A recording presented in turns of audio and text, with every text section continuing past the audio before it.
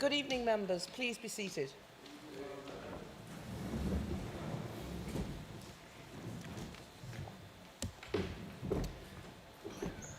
I'd like to welcome members to this full council meeting here in the Mechanics Theatre and thank our hosts, Burnley Leisure, for accommodating us once again.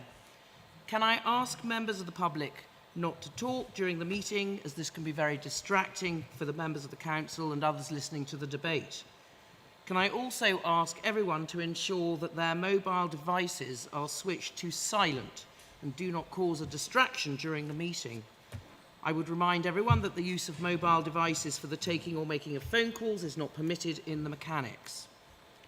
The meeting is being live streamed to the Council's YouTube channel, so would members and observers in the room please note they may appear on the stream.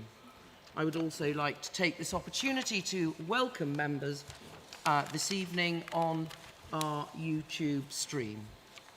I'd like to remind members that where they're able to, please stand when addressing the council meeting. We're not expecting a fire alarm tonight, but if one should occur, please follow the officers out of the Mechanics Theatre to the assembly point. Finally, let us all remember to treat members of the public, elected members and officers with respect throughout the meeting, as set out in the Code of Conduct for members. Item 1. Could there be silence on the floor, please?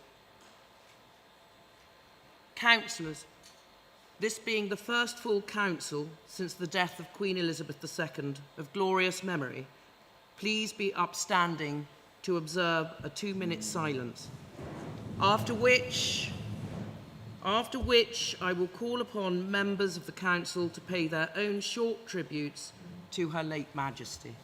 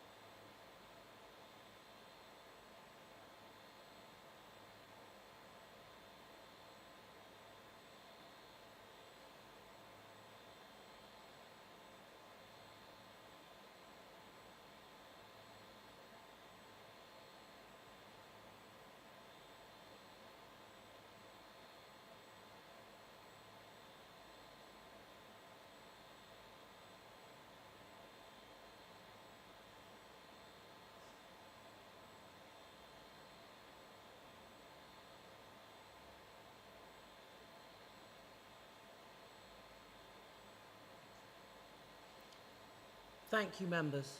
Please sit.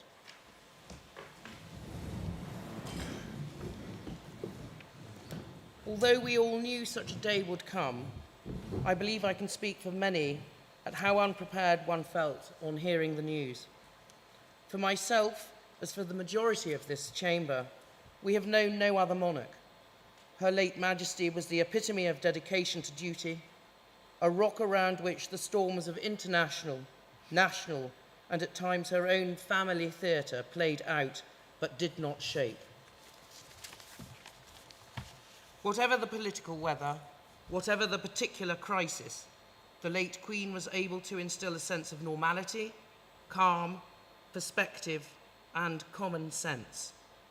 They broke the mould from which she came. But now we look forward to a new age and a monarch to whom Burnley is no stranger. Burnley welcomes in the new reign of Charles III, our Duke of Lancaster, in hope for the future, and may it be glorious, may it be long, and may we all play a dutiful part. Any member? Councillor Birtwistle. Thank you, Madam Mayor. It's probably the longest serving member in this room tonight. I met the Queen in Burley on 3 occasions. One, when she came to open this building after it had been refurbished in the early 1980s. Once again, when she came to Burnley in the 90s for a particular event, which I can't just remember what, but I know it was in the 90s. And the famous time when it's shown on television many times as she sailed down the canal to the Weaver's Triangle to view the Victoria Mill, which had been converted. She was always gracious. She always knew what was going on, as she was well briefed by her son Charles, who is now Charles III. I met her in Parliament I met her in Parliament a couple of times when I was the MP, and I also met her in Buckingham Palace a couple of times on various receptions. As I said, she was always gracious, and she always asked how Burnley was doing, and it was always pleasing to tell her that things were going very well. Regarding the new king, we all know his attraction to Burnley and his attachment to Burnley, as we had him many times on many visits. I'm not sure whether our chief executive was here the day when he was here for the full day, and we were having the meeting in the reception room, and one of his aides came in and said that we would have to close the meeting as the train was blocking the train station and he had to move. So he decided that we would continue the meeting on the train. So I think it might have been Steve Rumblow. We all bailed out of the front door of the town hall, jumped into the people carriers and went and got on the Royal train to this meeting. We'd set off and been going about 3-4 minutes, and I said to the now king, where are we going? The train is moving. We've left Burnley. Where are we going? There's nobody else on the train. Where are we going? He said, well, I'm going to South Wales, but I'll drop you off in Crewe. Which he dutifully did, left us in Crewe. We had to fathom out how to get back. Fortunately, we managed to get back on the train. But he was keen. I mean, he's an asset to Burnley. There is absolutely no doubt about that. And I look forward to him being connected to Burnley for many, many years ahead. As you said, Madam Mayor, nobody lives forever, and at the end, the Queen had to go. But she has been replaced by somebody who really, really thinks a lot about Burnley. Thank you. Councillor Lord Khan.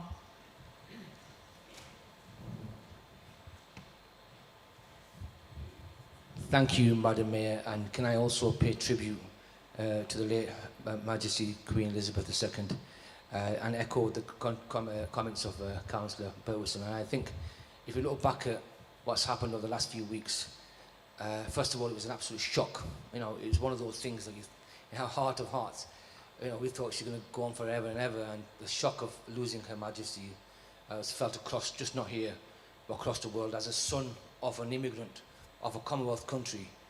And for that generation that came, their journey in the UK, their life in the UK, was seeing Her Majesty as a young woman who has survived and shaped the UK as we know now. And to be impartial and to ride through all them difficult periods of history for our country shows the absolute depth and breadth of sacrifice and patience and resilience and perseverance of that great woman, one of the finest leaders of recent modern history in particular. But there will be no other monarchs like her, and there's not been like her in the past. And I just want to finish off with one little tribute story of mine. When Her Majesty visited the university campus in 2012, and I was in charge of organising a section of the university where we had community leadership, community development and social work and public services, and I had to make sure everything was all spotless and everything was fine before Her Majesty walked in. And just before she was just arriving, I just looked at everything. I looked at all the screens, and in the public services sector, the screen didn't have public services on it because they missed the bloody hell out, didn't they? So instead of public services, all you could see was, I didn't say the word because people are watching. So, and I had a last-minute panic attack, and I had to quickly go and tell the academic change, just make sure you get a typo, and we averted what would have been a very embarrassing situation for the university and the college. But my last point here, Madam Mayor, is when she spoke to myself and other students and colleagues during her visit, she listened, she focused, she made us all feel special. And you come to a lot of meetings and you're talking to people and they're actually looking over there and they're not really paying attention and they're nodding at you like they're really passionate, but they're not really. But Her Majesty never did that. She was absolutely interested in everybody's story, everyone what they had to say. And that was the special feeling that she left, the image and the way she kind of left people feeling was amazing. And her sacrifices, her selfless, devoted service to the nation, thank you. We thank her from the bottom of our heart, and we wish His Majesty King Charles the best of luck. And to the disappointment of some of our former council leaders, different perspectives here, I know he's a Burnley fan. That would disappoint a few of us in this room. But I will say, God save the King. Councillor Anwar.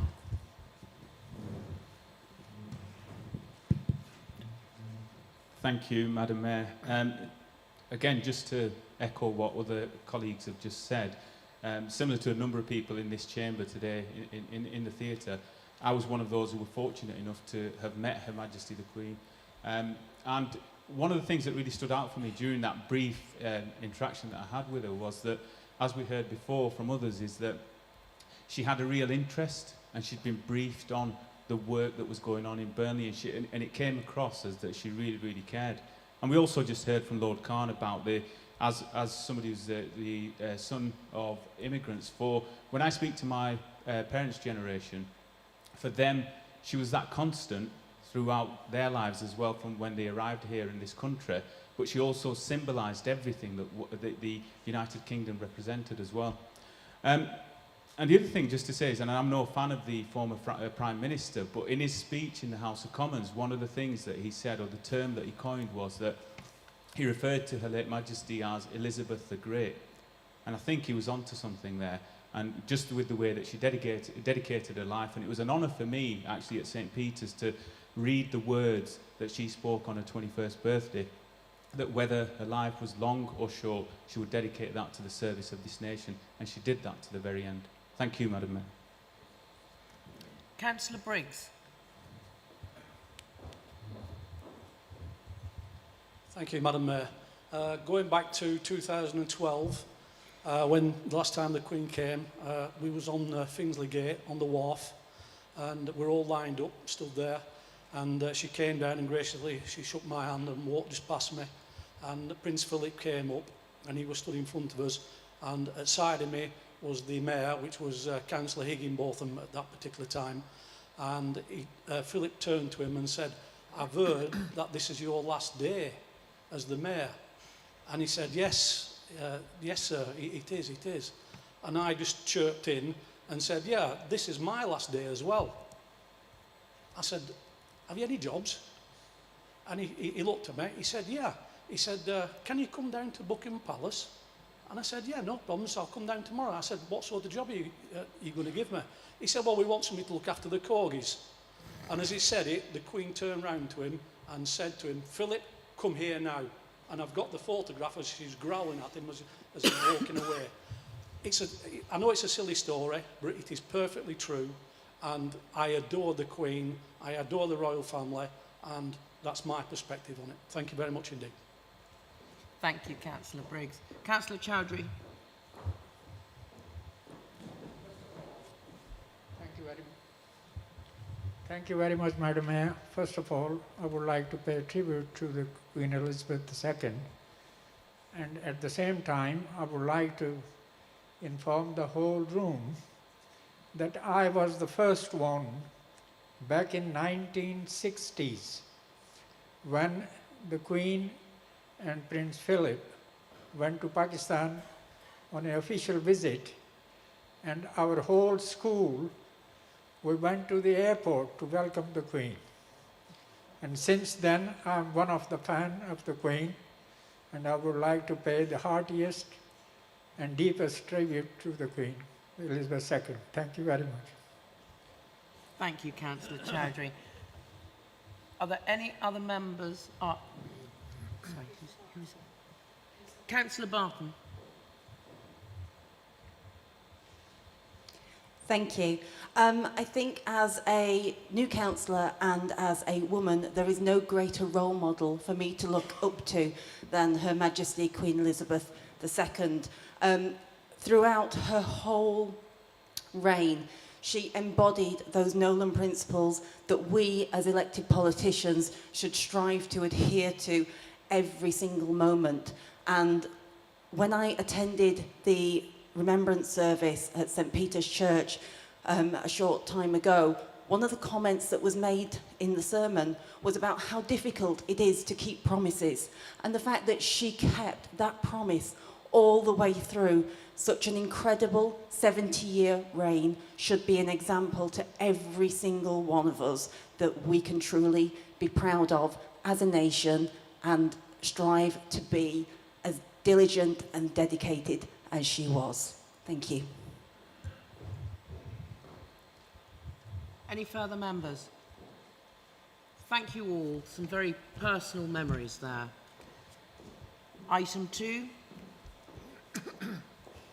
Minutes of the last meeting of the Council held on the 27th of July 2022. I will move those minutes. Mr. Deputy Mayor, will you second those minutes? I second those minutes. Thank you. All those in favour, please say aye. The minutes are approved.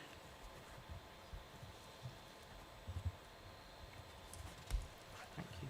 Item 3 on the agenda, declarations of interest.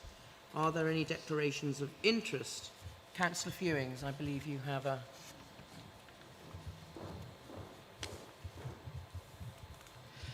Thank you. I've got disclosable pecuniary interest in relation to items 6E, F and G because of ownership of a property on Lower St James's Street, which is in the Heritage Action Zone, and it's a licensed premises. Thank you. Will you need to leave for those ones, or does he just need to say it? Thank you very much, Councillor Fewings. Item 4 on the agenda, Mayor's communications. There are none, Madam Mayor. Thank you. Item 5 on the agenda, public question time. None have been received, Madam Mayor. Item 6 on the agenda, items for decision by the Council. Can I point out to members that items for decision by Council are treated as motions. Once a proposal has been moved and seconded, members may speak once for a maximum of 5 minutes. Members may then only speak again on an amendment. Members will note that the nominations to committees and relevant minute extracts from the 21st of September 2022 executive meeting relating to agenda items are included in the main agenda pack after each report.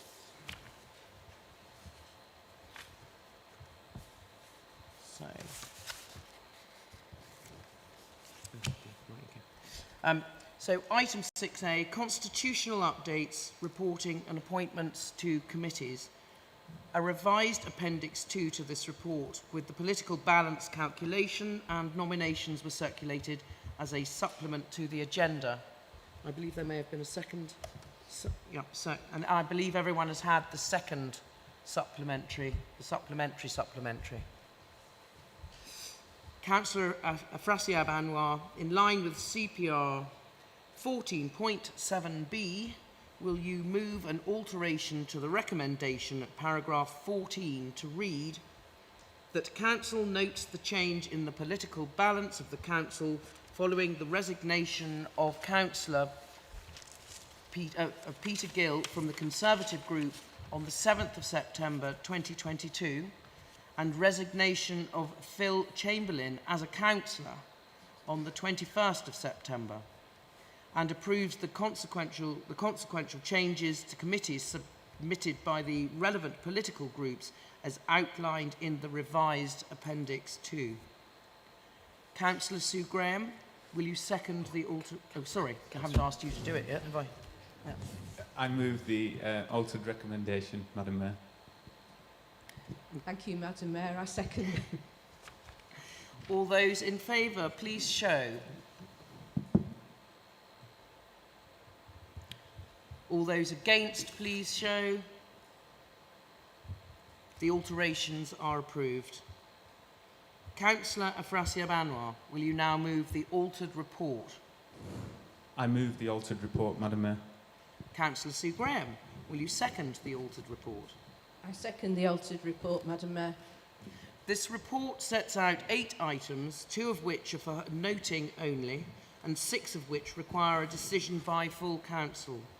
First, we will take those recommendations for noting. Paragraphs 9, waiver of call-in, and 16, parish co-optee recruitment. These are of the report are for noting. Any member? All those in favour, please show. All those against? These recommendations are approved. We'll now take those recommendations relating to changes to the Constitution. Paragraphs 10, Audit and Standards Committee Terms of Reference. 11, Delegation to Head of Housing and Development Control. 12, Amended Delegation to Head of Housing and Development Control. 13, Voting at Meetings. And 15, 20 Years Long Service Award. These are for approval. Any member? All those in favour, please show.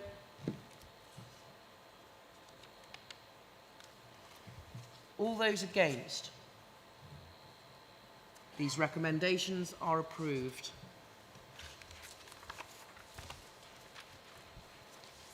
Paragraph 14, members are requested to note the revised political balance of the Council and approve the consequential amendments to committees outlined in revised Appendix 2. Councillor Gordon Birtwistle, will you move the changes to the Liberal Democrat Group Committee appointments as above? I so move, Madam Mayor. Thank you. Councillor Margaret Lishman, will you second those changes? I second those, Madam Mayor. Thank you, Councillor Lishman. Councillor Scott Cunliffe, will you approve the changes to the Green Group Committee appointments as above? I move, Mayor. Thank you. And Councillor Hurt, will you second those changes? I second those, Madam Mayor. Thank you, Councillor Hurt. Councillor Alan Hosker, will you move the changes to the Conservative Group Committee appointments as above?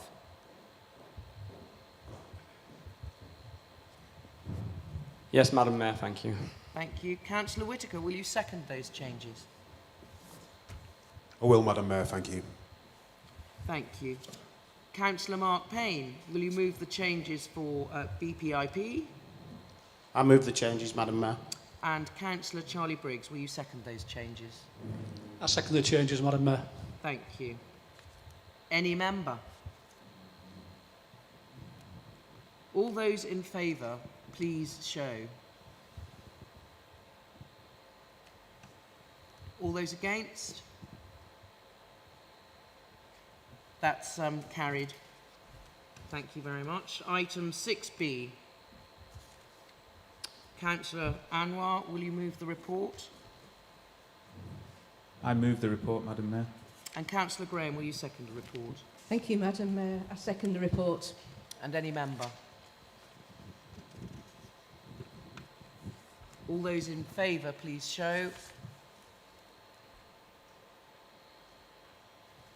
All those against? Item is carried. Item 6C.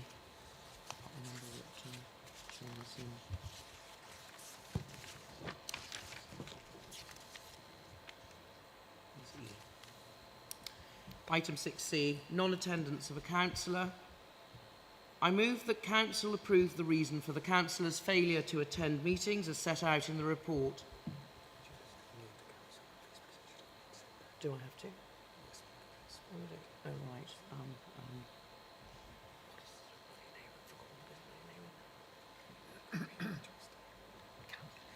Sorry, I'm going to start that again. I do need to name the councillor. I wasn't sure I needed to.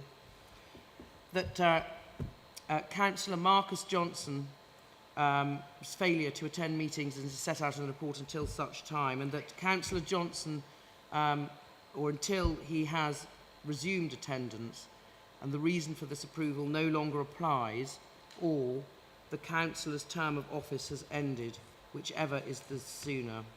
Mr. Deputy Mayor, will you second that? I second, Madam Mayor. Thank you. Any member?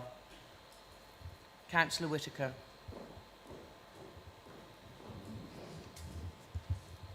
Thank you, Madam Mayor. I fully understand the reasoning behind this, obviously health grounds, etc. As long as that is the only reason that is here, I haven't got an issue with that whatsoever. Thank you, Councillor Whitaker. All those in favour, please show. All those against.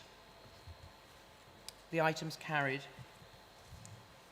Item 6D, findings of the Standards Hearing Panel. Councillor Mark Townsend, will you move the report? Thank you. Councillor Scott Cunliffe, will you second the report? I second the report, Mayor. Thank you. Any member? All those in favour, please show.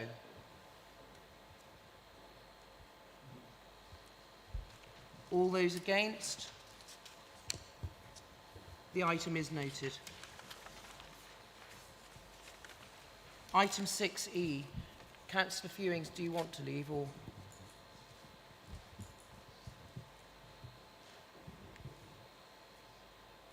This is the Licensing Act 2003, the review of the Statement of Licensing Policy. Councillor Shah Hussain, will you move the report? I move the report, Madam Mayor. Thank you. And Councillor Anwar, will you second the report? I second the report, Madam Mayor. Any member? All those in favour, please show. All those against, please show. The item is carried. What's the other one for Councillor Fewings? Was it this one as well? Oh, you want to- right, okay. Item 6F, Revenue Budget Monitoring 2022. He is, but I think he's also declared an interest in. Was it just the capital one? EFG. He declared an interest in all three. He Oh, he did declared all an three. interest in all Okay. three, Councillor Townsend. I don't mean to leave him out in the cold. So 6F. Yeah. Councillor Sue Graham, will you move the report, please? Thank you, Madam Mayor. I move the Revenue Budget Monitoring Report. And Councillor Anwar, would you like to second the report? I second the report, Madam Mayor. And any member? Those in favour, please show. Those against, please show. The item's carried. Item 6G, Capital Budget Monitoring 2022-23, Quarter 1. Councillor Sue Graham, will you move the report? Thank you, Madam Mayor. I move the report. And Councillor Anwar, will you second the report? I second the report, Madam Mayor. Any member? All those in favour, please show. All those against? The item is carried.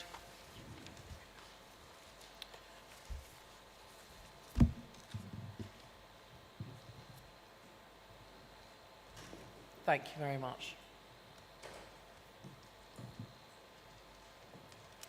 Okay.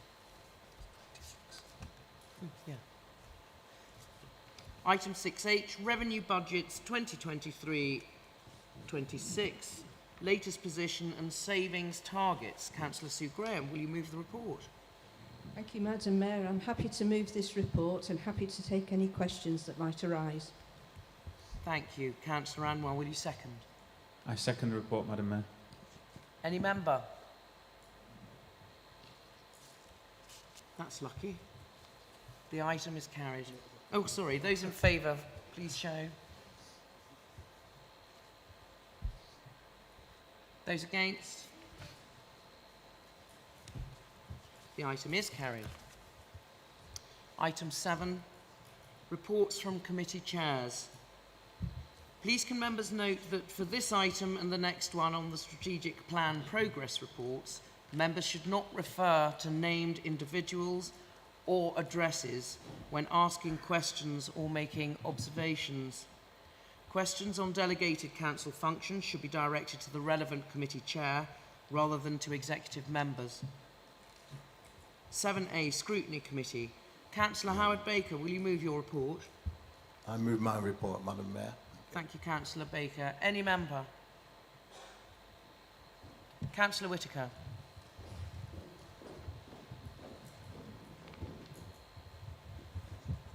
Thank you, Madam Mayor. Page 161, item 7A. It's regarding the public space or the public space protection order. I welcome this, obviously. I'd just like to ask the executive. It's the chairman of the. Sorry. Right. In If that you case. mean to ask the executive, you'll have to take it outside this Right. chamber. I shall wait and I shall ask outside of the chamber, Madam Mayor. Thank you. Thanks, Councillor Whitaker. 7B, Audit and Standards Committee. As the committee has not met as an agenda before the agenda items were published, this will be submitted at the next meeting. 7C, Development Control. Councillor Saeed Chowdhury, will you move your report? Thank you, Madam Mayor. I move my report. Thank you. Any member? Thank you. 7D, Licensing Committee. Councillor Jeff Sumner, will you move your report? I move my report, Madam Mayor. Thank you. Any member? Thank you. All noted. Item 8, Strategic Plan Progress Reports. I'll take each report in order. I'll ask for any questions on the report and the executive member will respond to one, or would you prefer to have a number of questions before responding? I'll leave it to you, just let me know. However, I must remind members who are going to ask a question or make an observation to clearly quote the page number and reference and to allow members some time to locate these in the report before you ask your question or make your observation. Also, will members please be concise with their questions and observations and remember not to, as I said before, refer to individuals or named addresses when asking questions or making observations.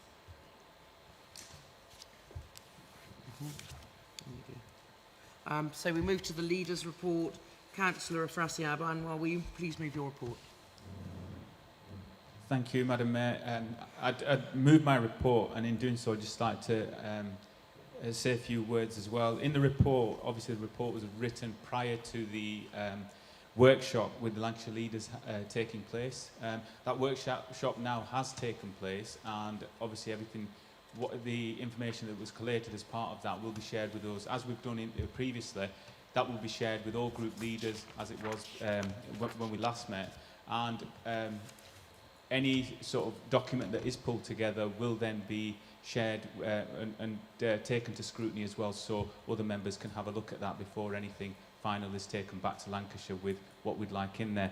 The other thing, just to make members aware, is that obviously as part of the school results that we've got, you can see that there's a mention of the results from further education from the college. There's no mention of the results from schools, and the reason for that is that we've not had any collated results that have been sent through to us. As and when they arrive, they will be shared, but I think It's one, we need to congratulate the college on the fantastic set of results that they've had, but also to recognise that despite all the challenges of the pandemic, the performance of all of our secondary schools needs to be recognised as well.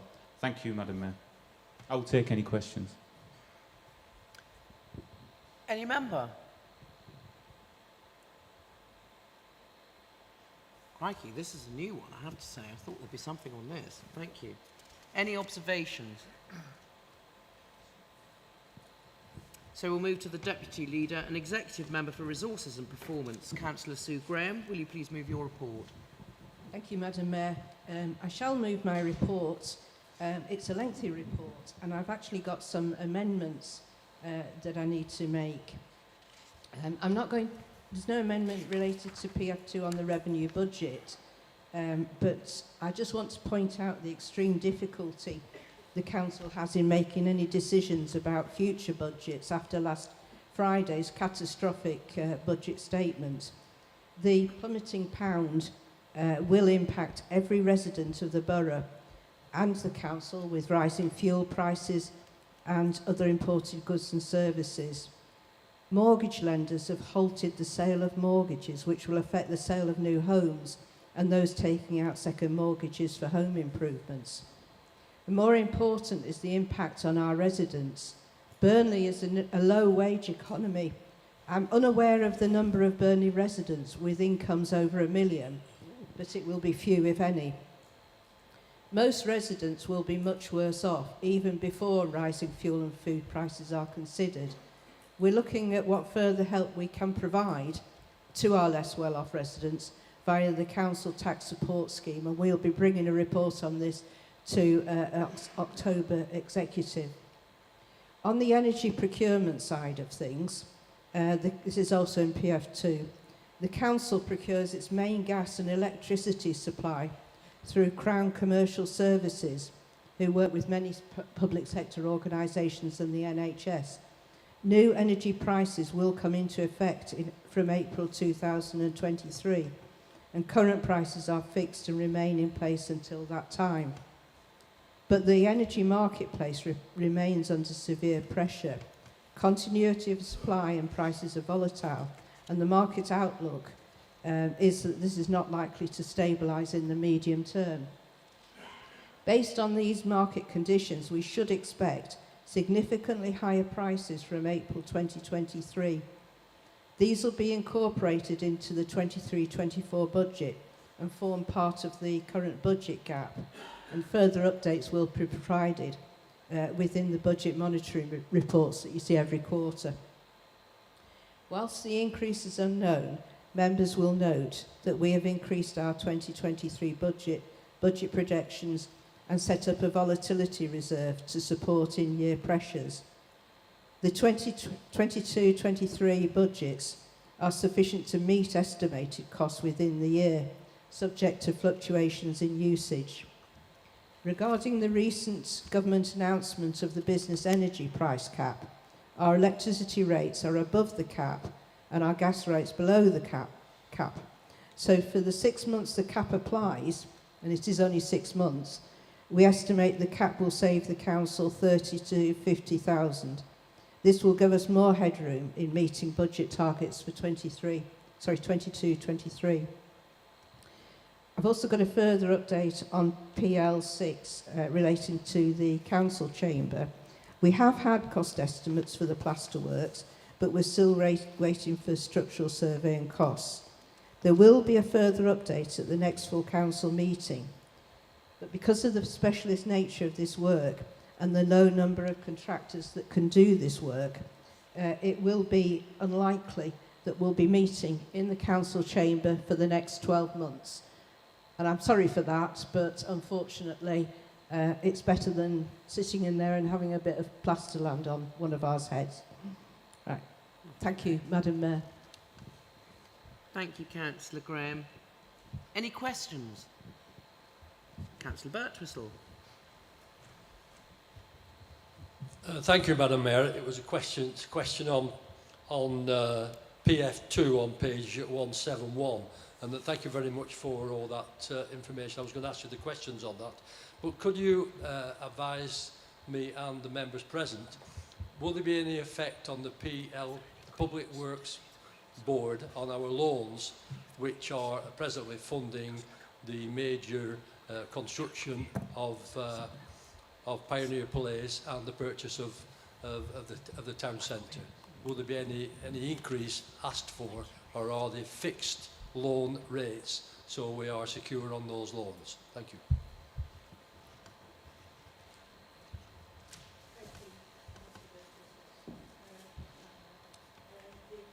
I don't think it's working. The PWLB rate this afternoon was 5.2%. I do not know what it's going to be next week, I'm afraid, because of the volatility of the current financial situation. We are on a fixed contract with Pioneer Place. We signed up for that some time ago, if you'll remember, so it won't affect the work that's going on there, thankfully, and our costs. Thank you. Councillor McGowan.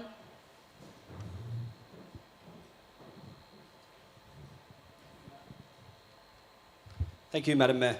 PL5, page 170. I'd just like to ask Councillor Graham.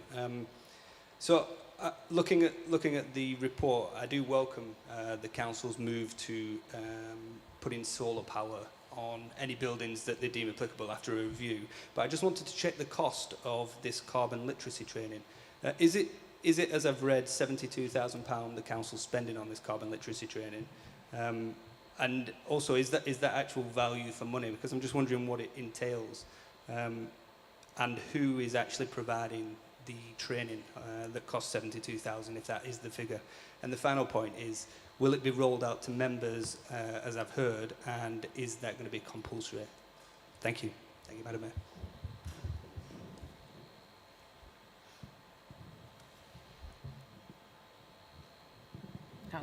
Thank you, Councillor McGowan. The training has already been rolled out to office in both the Council, Liberata and Burnley Leisure. And if you check your emails, you'll find that the members' training starts on, I think it's the 11th of October. And I'm hoping that there will be members from every group in the Council there at the training.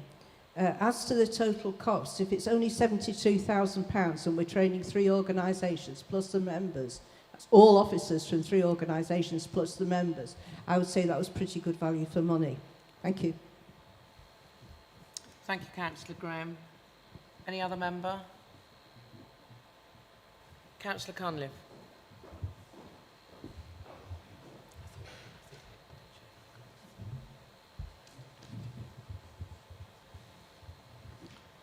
Thank you, Madam Mayor. On PF2, page 172, thank you for your comments on energy procurement, and it's good to know that we capped till April at least, and there was some fiscal responsibility taking place in the council at this crucial time. My question's more on energy policy, because at the last full council, I raised a suggestion that it shouldn't be just down to procurement, we should have a town borough-wide energy policy. So it's not just about procurement, but it's production of its own energy, and moving that forward. And I don't think there's a better time to start looking into that potential of that policy. So I just wondered if since last full council, if there's been any discussions or anything coming through the executive on the council having a borough-wide energy policy. Thanks, Councillor Cunliffe. Councillor Graham. Thank you, Madam Mayor. We can only influence what happens in the rest of the borough through the planning system and through advice that we give to companies. The Economic Development Unit have been providing advice on green energy to companies in Burnley for quite a number of years now, and have hiked that up more recently. We can't do anything about energy generation as an authority, because we haven't got the resources to do that, and we really only wait for the market to deal with that. I hope that answers your question. Thank you. Thank you, Councillor Graham. Any observations? Oh, sorry. Councillor Steele. Thank you, Madam Mayor. I was just following on from the point made by Councillor McGowan.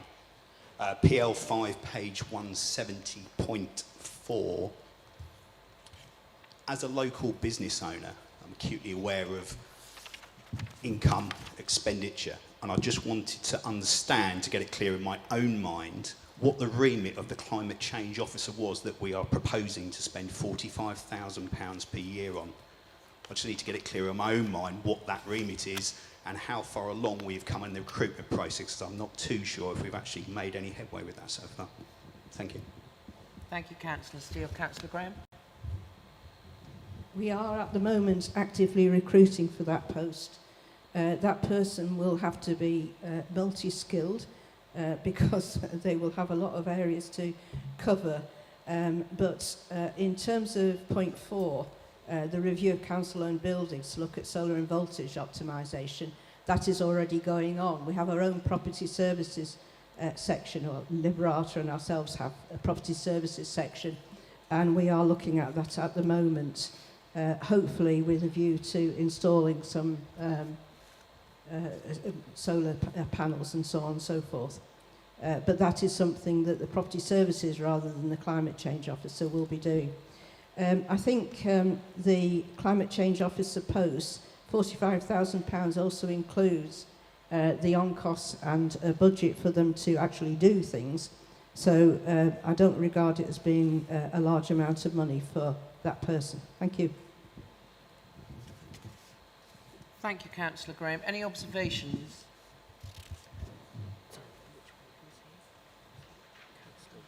Sorry. Councillor Fewings, are you wanting to... Councillor White, is it you or Councillor Fewings? Right. Councillor Fewings, would you... Councillor White, please go first. Yeah. Thank you. Thank you, Madam Mayor. Observation, PL5, about carbon literacy training for employees. I applaud the council for this. It's important to get education because without education, ignorance is very expensive. I have just forwarded an email on this morning about Passive House, who are doing actually some free training online for local authorities, local housing associations. I applaud the council for getting the opportunity to educate the people, the councillors and everybody, because the important thing is we need to be organised, prepared and be open to things. Thank you. Thank you, Councillor White. Councillor Fewings? Thank you, Mayor. Page 170, PL5. Very similar comment, but I haven't sent through any training that's free, so I think that's great that that's being shared.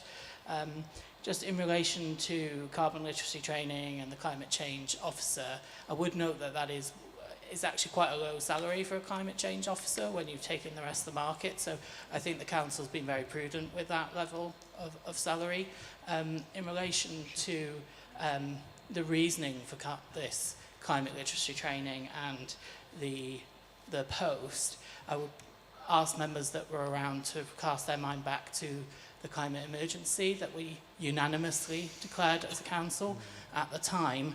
I'm not sure which party Councillor McGowan was in at that stage, because I know he's gone around the houses a bit, but all groups unanimously supported it. So if there has been a change and there's been, I don't know, a load of climate change deniers into the Conservative Party via UKIP, then they unfortunately can't claim anything because all those councillors were represented by groups at the time.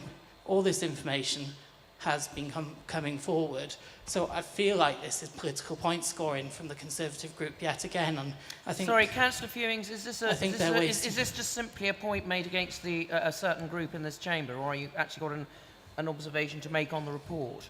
If there are climate change deniers in any other groups, I make it to them equally.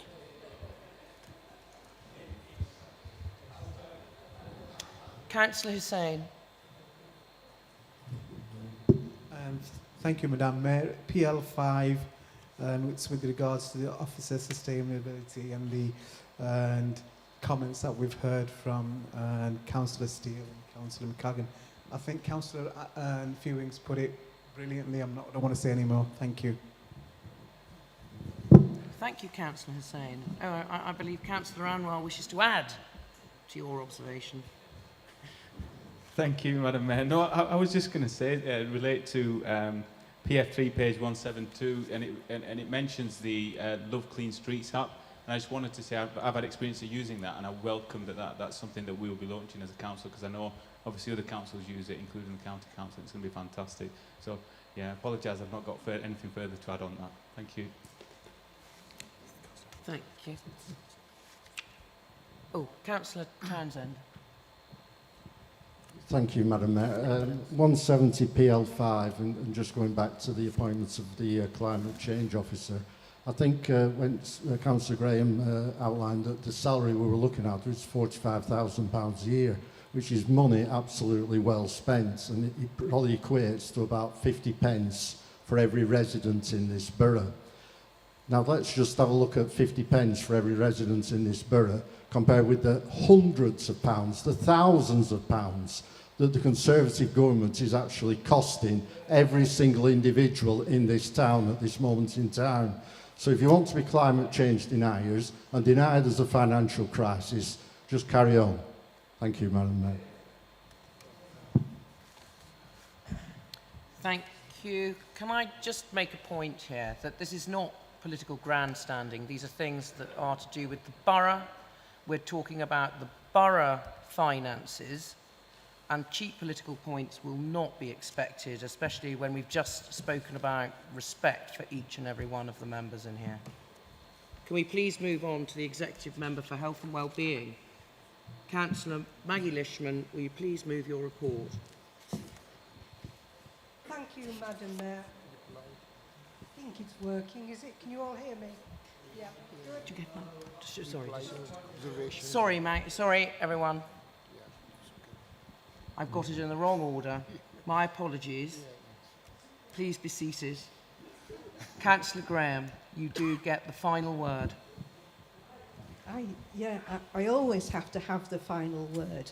You should know that by now. Yes, I mean we've heard some comments from our Conservative group about climate change and us spending £45,000 on a climate change officer.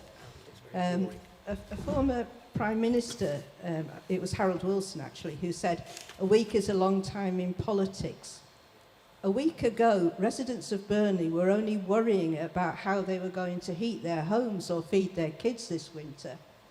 A week later, they're worrying about how they can afford their mortgage, their rent, how they can afford the new home they've been dreaming about. Conservatives in this chamber should hang their heads in shame at what their government has done for the good people of Burnley. They should remember that they represent the honest, hard-working Burnley folk, not the loads of money hedge fund gamblers of the city. Thank you, Madam Mayor. Thank you, Councillor Graham. Now we shall move to the Executive Member for Health and Wellbeing, Councillor Maggie Lishman. Will you please move your report? Thank you, Madam Mayor. I move my report, and in doing so, in a way it's with a heavy heart that there is so much about cost of living and about what Burnley Together is having to do for the borough. But just some additional information for members regarding warm spaces, which is one of the things mentioned. There will be signposting via Burnley Together, CVS, social prescribing, social services, and there will be an online campaign. So there will be more detailed information for you to share with your residents who may need access to that facility. Again, with the community grocery, it's open every day from 9:30 to 4:30, Monday to Friday. Please look at the website, and it would do, I think, all of us good to do a session volunteering up there just to see what happens there and how we are supporting our residents and how much better it is than simply being reliant on the food bank, that it does give a little bit more dignity to residents as well. But the food bank is still really important, and I would urge all of you in this chamber, if you have the ability to contribute. There are collection points in most of the supermarkets, and every match day at the football ground, there are places to make contributions. We need everything that we can get at the moment. On a brighter note, we had, in addition, since this report was prepared, a meeting with the Director of Public Health for Lancashire. It was a very positive meeting. He understands that Burnley is a priority area for him, for the whole of Lancashire.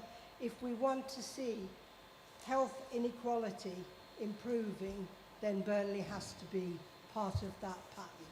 We have extended an invitation to him to come and see how our community grocery is working, and there'll be more about that in the future. I'm happy to take any questions, Madam Mayor. Thank you, Councillor Lishman. Any questions? Any observations? Councillor Birtwistle. Thank you, Madam Mayor. It's page 174, PE4, relating to the warm heat, warm spaces comment on this report. I remember the days in the late 1940s, early 50s, when we lived in conditions that needed this facility. We're now in the 2000s, 2020s, and we have people in Burnley living under this government who need to find a space to keep warm. I mean, what have we come down to? What has we come down? I mean, this is questions, Councillor Birtwistle. Sorry. So why does? No, it's observations, by the way. Oh, There were no God, questions. sorry, I don't know where I'm going tonight. I was talking to some old ladies just outside Marks and Spencer's on Saturday morning, and they said, in the summer, we go in there to keep cool because of the air conditioning. We've never before had to consider going into Marks and Spencer's or any other supermarket to keep warm. That is an absolute disgrace. And I'm looking at the Conservative group there. And how on earth can they support a government that puts us in a position where our residents need to go and find a space to keep warm in the winter? Thank you, Madam Mayor. Councillor Cunliffe.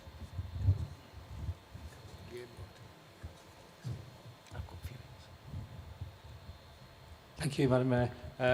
Page 174, PE4, observation on Burnley Food Bank. I did take up that initiative and I took a few hours down at the food bank in the town centre. Unfortunately, due to circumstances over the last years, it's now morphing into a food distribution centre. So there's a bit of a correction that it's no longer a food bank, it's actually a distribution centre.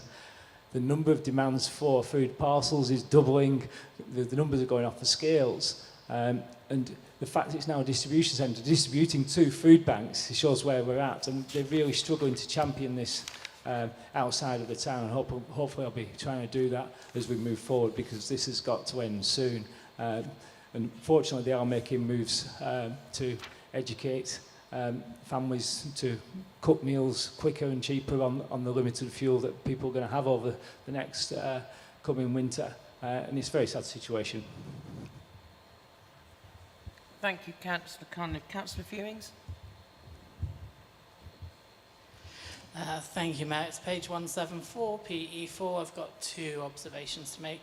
One is in relation to the community grocer. I just want to pass on thanks and echo what Councillor Lishman said. This is a really great initiative. But also I want to echo the sentiment that it's really sad that we're at this point where so many people are in so much need across the country and in particular in Burnley. My second observation is in relation to the warm banks and this initiative is something that's cropping up all over the country. Madam Mayor will be aware that this is something I brought to County Council and asked for this initiative to come forward. And again, I just think that after 12 years of ideological austerity in this country, cuts to all the services you can imagine, the highest inflation in my lifetime. Something has got to give, and unfortunately, the people that should be taking responsibility for this are not doing it, and I would implore our Conservative members to have a word with their party, because what they're doing to this country is absolutely shameful. Thank you, Councillor Fewings. Councillor Barton.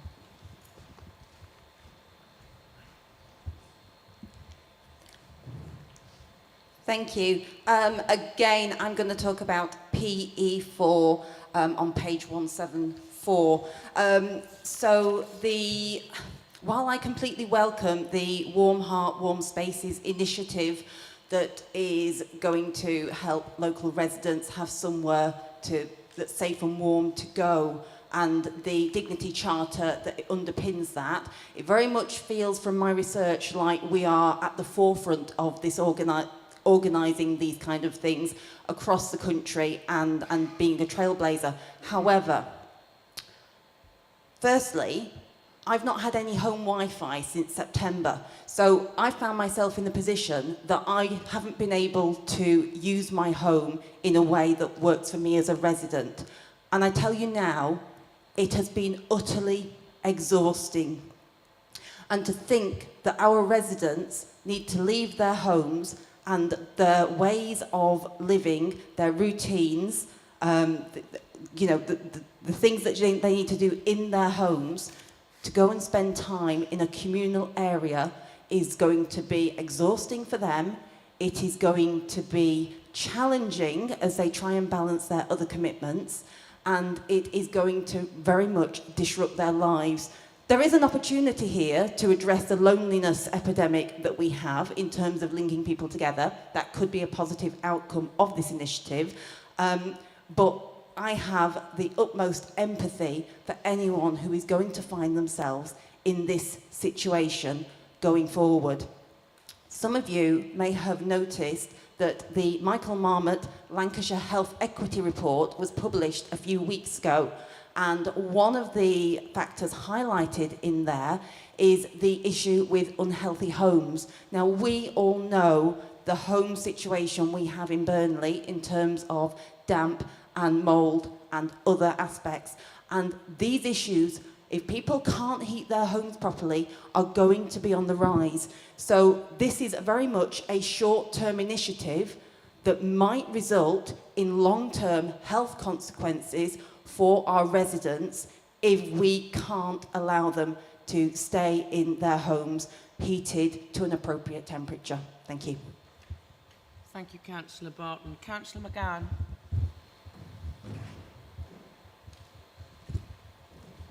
Thank you, Madam Mayor.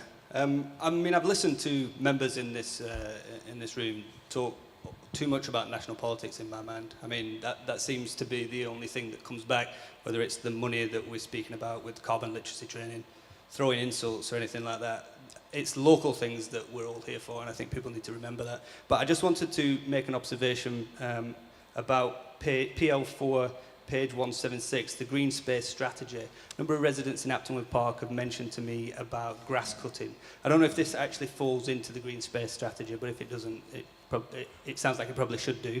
And on that point, it has been brought to my attention that there is a bit of short staff within the grass cutting team. I think it's through long-term illness, perhaps. I think there's 4 guys actually manning the borough at the moment. So, I mean, just an observation that I'd like to make on behalf of residents that have contacted me, but also it kind of links into the earlier point I was saying when Councillor Graham talked about value for money with a £45,000 climate change officer. I think it should be put into actual services that this council provides, such as grass cutting. Thank you. Thank you, Councillor McGann. Councillor Kelly.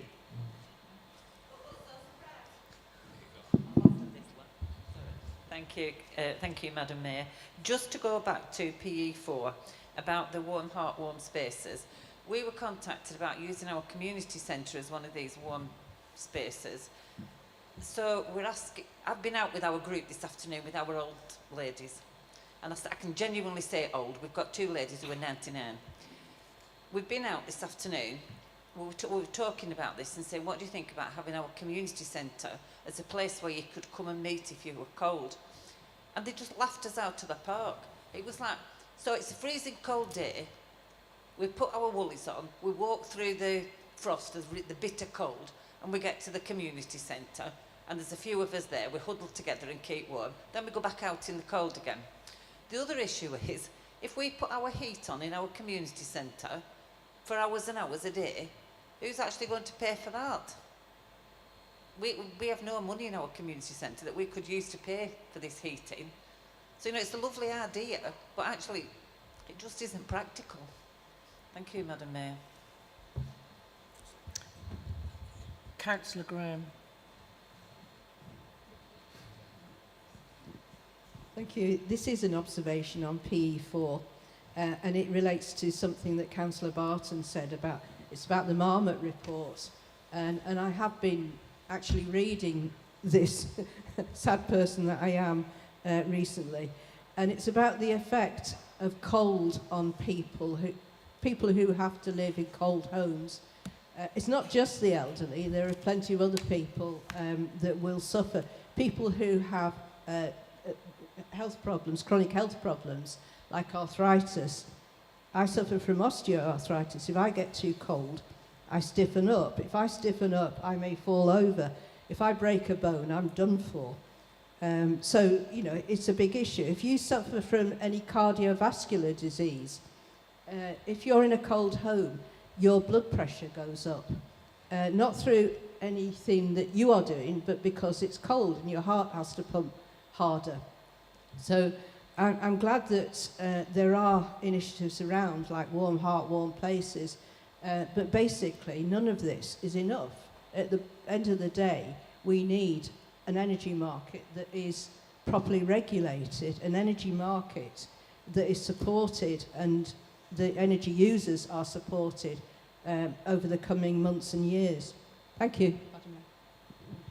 Thank you, Councillor Graham. Councillor Anwar. Thank you, Madam Mayor.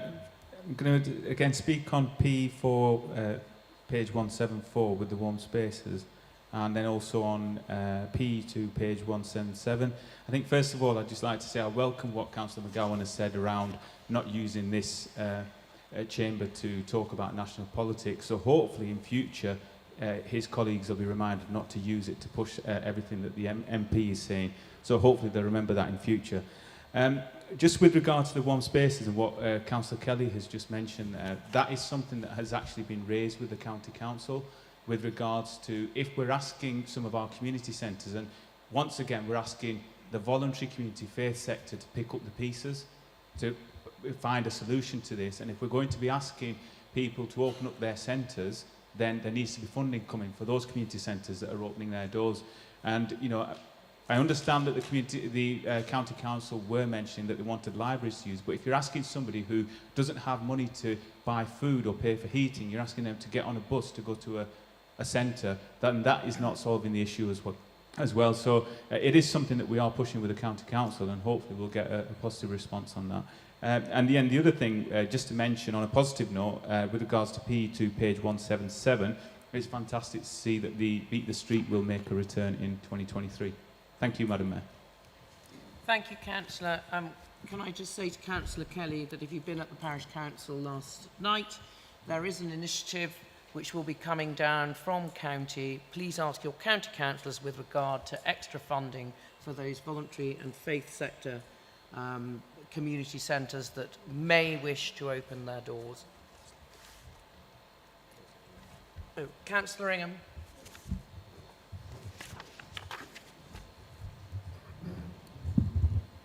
Thank you, Madam Mayor. I totally appreciate what everybody said in regards to this. I would like to make a comment on PE4174. We're talking about people struggling and how we should hold our heads in shame. I work full-time. A lot of my constituents work full-time. We have families, we have homes to eat. Just because I sit here at a different table than everybody else does not mean that me and my family and the people that voted us in don't have the same problems. Just because I'm a councillor doesn't mean I don't have that empathy. I work full time. I raise my family. I haven't had my heating on at home for 3 months because I can't afford it. So I'm not going to hang my head in shame for anybody because I am facing the exact same problems as the people in my ward. Thank you, Madam Mayor. Thank you, Councillor. Councillor Lishman. I'm sorry, we do seem to just be thinking up more and more observations as we go along. Can I just ask, Councillor Hosker, this once, although I think we've done this once before, for the next report, can everyone actually pre-think of their questions rather than making them up as we go along? Councillor Hosker. Councillor Lishman. Thank you, Madam Mayor. I'm not going to say a lot because I think what everybody has been saying is very much what I started off talking about. What I will say to Councillor Cunliffe, that I agree.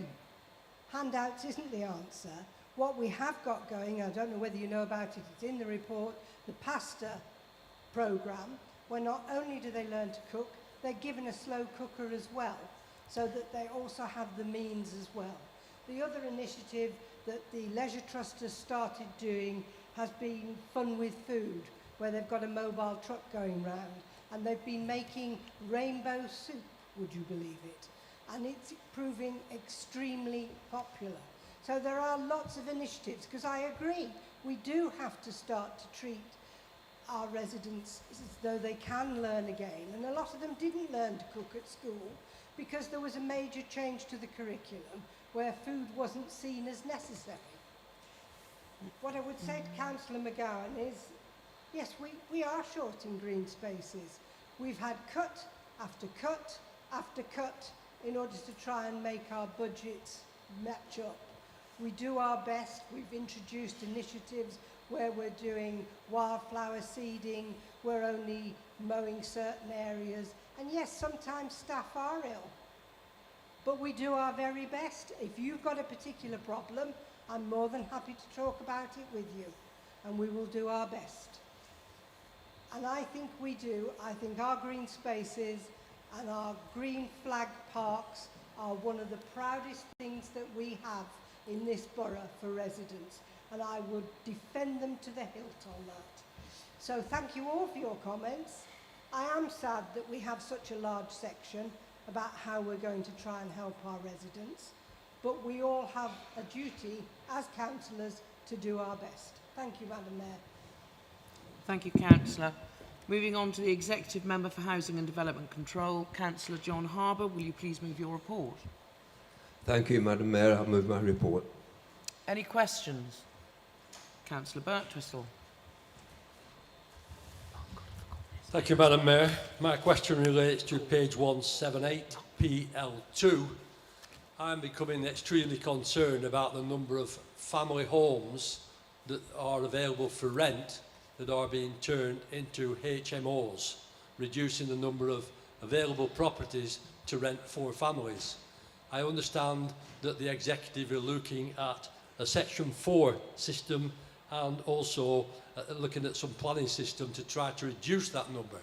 Could the executive member give an update to the council of where we're up to on that and what sort of urgency you could put into that to prevent all these good family homes being turned into bedsits and preventing the families that need these homes being able to get them? Thank you, Madam Mayor. Councillor Harbour, do you wish to take that on its own, or will you take a number of questions? At my age, Madam Mayor, I'll just do 2 questions, if that's okay. I'm not as sharp as these people. Councillor Payne.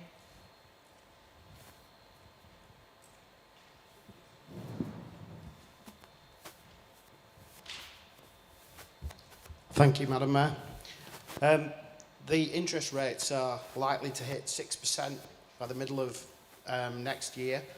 Have the council looked at how this is going to affect the private rented sector? And the prediction is that most private landlords are going to actually be in the red, which will obviously, they'll have the same bills. Sorry, Councillor Payne, did you have a page and question number? PL2 178. Have the council got, have they looked at this issue? Because we could potentially have a lot of homeless people with the houses being repossessed by the lenders. Thank you. Councillor Harbour. Thank you, Madam Mayor. Regarding Councillor Burtussell's questions, I think he's well aware, as other colleagues are, that we did bring this to members' attention earlier in the year. And what we did there, and it's been reported at executives and other meetings, but what we did there, we agreed to do an evidence gathering over this next 12 months. When you're doing something like this, it's a bit like selective licensing. You can't just put it in there. You've got to prove to the Secretary of State that there's a need to do it. So evidence gathering is actually carrying on at the moment. We're also planning to meet other local authorities to discuss best practice because, again, colleagues will be aware that what's happening with HMOs in the moment is not just happening in this town or in East Lancashire, it's happening throughout the country. So there are issues there. And then what I'm hoping to do, and along with my colleagues on the exec, and this is one of the most important things we can do, I think, is do a house condition survey throughout the borough and all wards. I'm not sure we'll do every house, but we'll obviously try and get as many as we can. So once all that evidence is gathered, in round about January, February next year, once all that evidence is gathered, we'll look at what the findings are, and then we'll see what action we can take, whether we're talking about Article 4 or whether we're talking about licensing, proper licensing for all HMOs. But again, I must stress that it's a national body what will decide this. We've just got to provide the evidence. And without making it too political as well, I think government have a role to play in this as well. So I'm hoping that the MP might look at this seriously and just see what legislation they can pass as a government to make it, in my opinion, more difficult for houses to be converted, especially what I call the 2 up, 2 down. You know, there is an argument and a fair case for some HMOs if the building is a proper building. But I think people are taking advantage when they start turning 2-bedroom terrace houses into 4-bedroom HMOs. The other one regarding what might happen over this next 12 months regarding the private sector. Indeed, the housing market as a whole, I think we've got to think about. Again, being honest with you, I can't give you an answer to that, Councillor Payne, because I don't know what's going to happen in the markets. I don't know how it's going to affect everybody. But again, it's something what we should all be concerned about, both locally and nationally as well. Thank you, Madam Mayor. Councillor McGowan.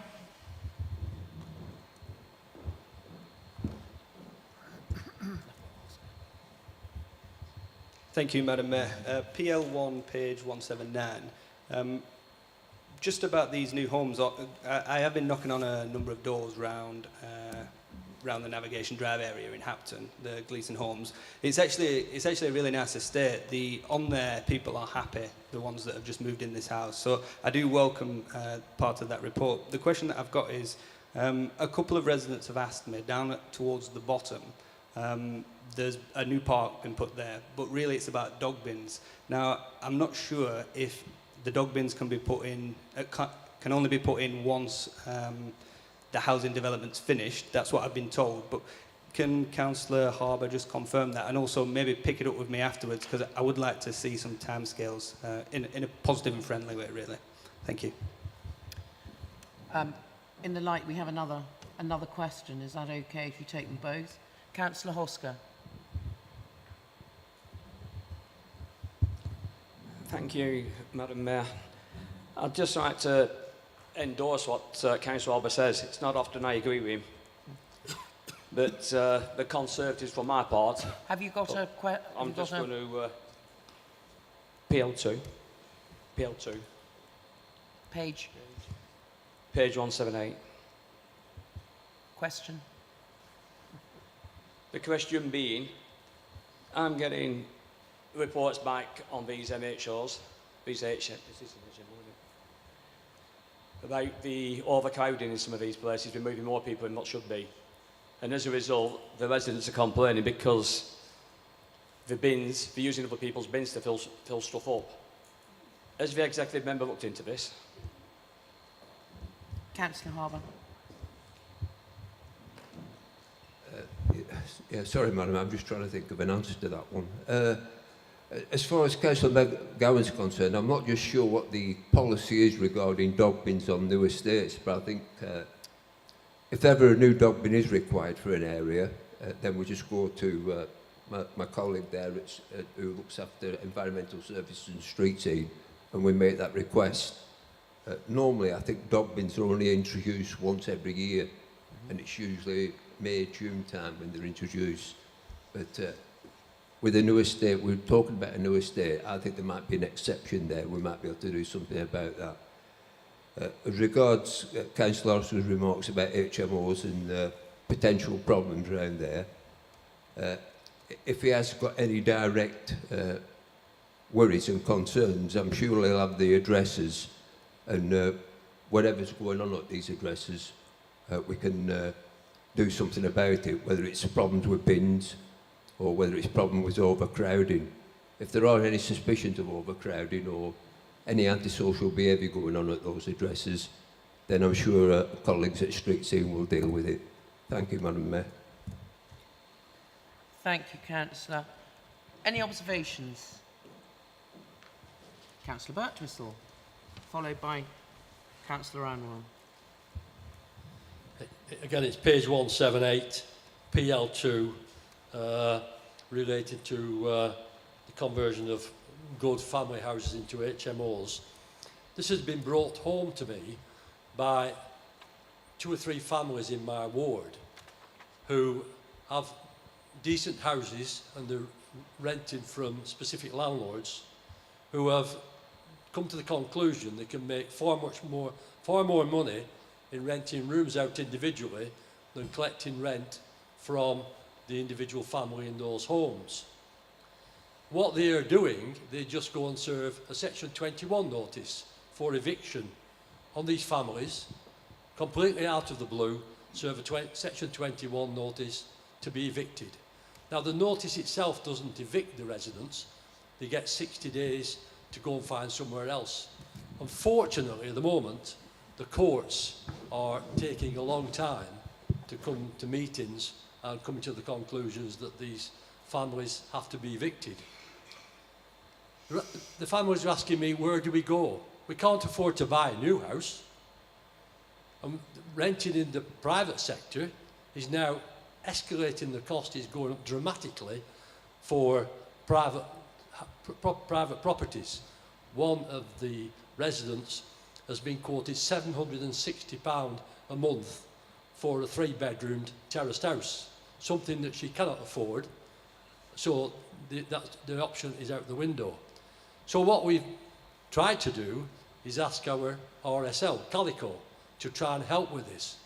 Regrettably, Calico are in the same boat. They have a system called Be With Us, where each day the residents of Burnley can look on the website and find out what houses are available in Burnley and they can bid for those properties. My 3 residents are classed as level 1 priority. There isn't one house over the last 3 weeks available in Burnley with Calico that will suit any of these families. They have got no chance. So the issue is getting worse. And I accept what Councillor Arbour said, but I have to say to him, 12 months, and I appreciate he can't change it, but 12 months is too long to have these families, and they're happening all around Burnley, not just in my ward, hanging on a thread with a Section 21 notice hanging around their neck, possibly going to be evicted. How can anybody think it's right that a landlord can come along and take a decision that a house is worth more split up into units and evict a family that have lived there for years, done nothing wrong, paid the rent on time, kept the house nice, and for money and money alone, they have served Section 21 notices on to have those poor families evicted. This is an outrage, and we need to do, as a council, do whatever we can to stop this happening. It's going on now, it's going on too fast, and we need to bring an end to it. I understand Blackburn have come to a conclusion where they can, I don't know how they've done it, and maybe the executive member will be able to explain to you how they've done it, where they managed to put a stop on the sale of properties to turn them into HMOs at the moment. Whether they can make it stick, I don't know. But I plead with the executive member, please do your best to put a stop to this appalling situation where poor families have been evicted from their homes purely because of the greed of the landlords who can get more money splitting it up into bedsits. If there were more houses for the people to move in that were affordable, then that's fair enough. There is nowhere for them to go. Thank you, Madam Mayor. Thank you, Councillor Birtwistle. Councillor Anwar. Thank you, Madam Mayor. Page 181 PE3. I'd just like to draw and congratulate the officers really on the government's rough sleeper accommodation programme, of which we've secured 275,000 towards to try and tackle rough sleeping. Although we've secured 6 units, we know it's not going to be enough, but it's a fantastic effort, and hopefully, especially with what's coming this winter, potentially more people being made homeless or rough sleeping, that will go a long way towards tackling that. And it was also pleasing, actually, earlier in this week to meet with some of the agencies that work with rough sleepers and hear the positive comments about the work that they are doing with our officers, but in particular with the navigators as well. So I'd like the executive member to pass that on to those staff. Thank you. Thank you, Councillor. Councillor Harbour, do you want to round off the discussion? Thank you, Madam Mayor. Yes, regarding Councillor Birtwistle's observations, I sympathise with a lot of what he said, Madam Mayor. But again, it's about officers need to be aware of the evidence regarding the 3 cases he's mentioned. And I'm not just sure what the laws are regarding evictions, but if it's that easy to evict people, and again, without wishing to make it sound political, then we work on laws made by Parliament, not laws we make up ourselves. So if that is going on within the town, then hopefully our colleague, our MP can help us with that. The other thing as well, if you look at the reports regarding the building, what's going on, not just new builds and new private estates, but also Calico themselves have done quite a lot of development in this town over this last 2-3 years. And again, it's always about finding a balance, social housing, new housing, and I think that's what's happening at the moment. But there are difficult times in the housing market. There are difficult times throughout, you know, for all sorts of reasons, but in the housing market in particular, it's difficult for young people to be able to afford to buy new homes because of what this policy is doing. The housing market in Burnley at the moment is rampant. I suspect that might change over this next month or 2, and then hopefully things will settle down and people can start to either get rented accommodation at a decent price or be able to buy their own properties at a decent price. I welcome also Councillor Anwar's remarks regarding the work around the homeless as well. Thank you, Madam Mayor. Thank you, Councillor Harbour. We'll move on to the Exec Member for Community and Environmental Services. Councillor Shah Hussain, would you please move your report? Thank you, Madam Mayor. And I move my report and welcome any questions. Any questions? Councillor Whitaker.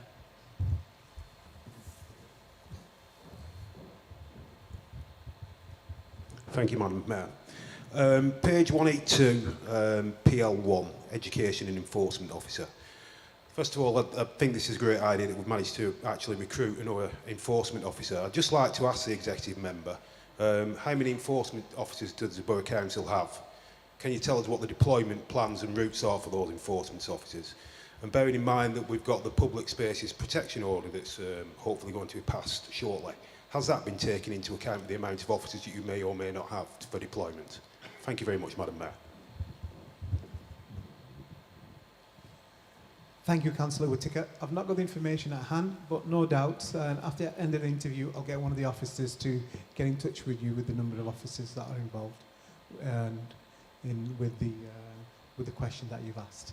Thank you. Thank you, Councillor Hussain. Any other member? Observations? Thank you very much. We'll move to the Executive Member for Economy and Growth. Councillor Mark Townsend, can you please move your report? I move my report, Madam Mayor. Thank you. Any questions?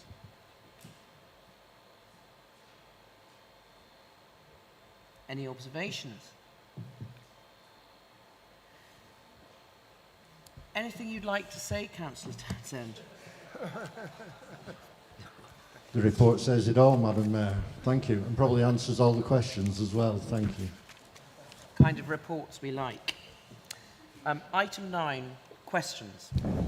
None have been received, Madam Mayor. Thank you very much. Then it just leaves me to conclude the business for tonight and to thank you all for your attendance. A safe journey home, and we will meet over the coming months. Thank you.